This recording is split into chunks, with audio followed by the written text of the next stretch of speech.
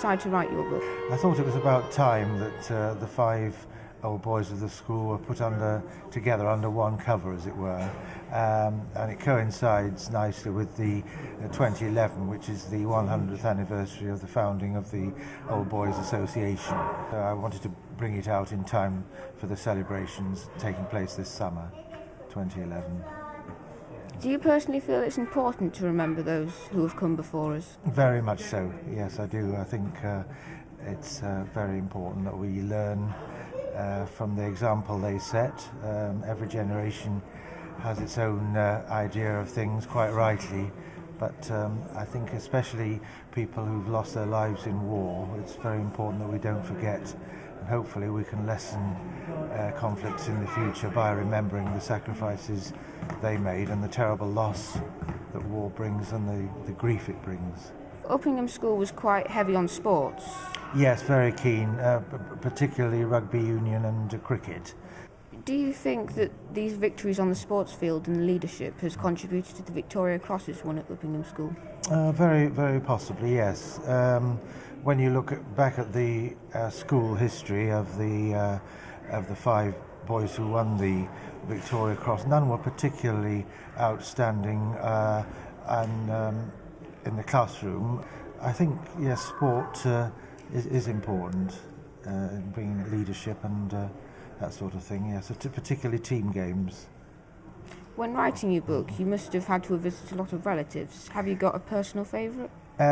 Well, yes, the Peter Sands Clark, who won the VC in Tunisia in 1943, I was lucky enough to meet his widow, Irene. She lives near Lockerbie on the Scottish-English borders.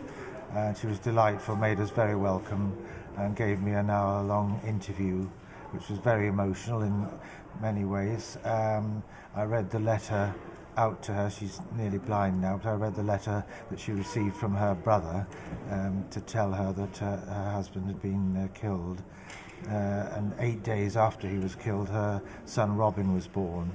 And 2 days after he was born, that's when she got the letter. So that was a very moving moment. What did you personally get out of the experience of writing your own book? Well, a sense of history, as we've already discussed.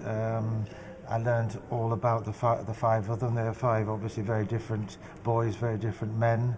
I learned a lot of history that I should have known but didn't know about the First World War and indeed the Second. You know, the expedition in Operation Torch in North Africa, driving Germany out of North Africa to begin the push into southern Europe. So it was a great history lesson as well as a personal lesson. I learned quite a bit about the school as well, of course. Do you think that maybe today we've forgotten our history? I think possibly not quite so much nowadays as we had a few years ago. I think people like yourself and a lot of youngsters going to the First World War battlefields, it almost brings it alive again, as to the horrors. Not that you could ever imagine the horrors of war, particularly the First War in the trenches, but I think there is a great surge of interest now amongst youngsters, and the schools encourage this. What do you think your book will mean to the school today? Well, the school have been very positive and quite delighted with the book. I think it'll rekindle pupils' knowledge of the old boys, because it's available for the pupils to borrow from the library, which I hope they will.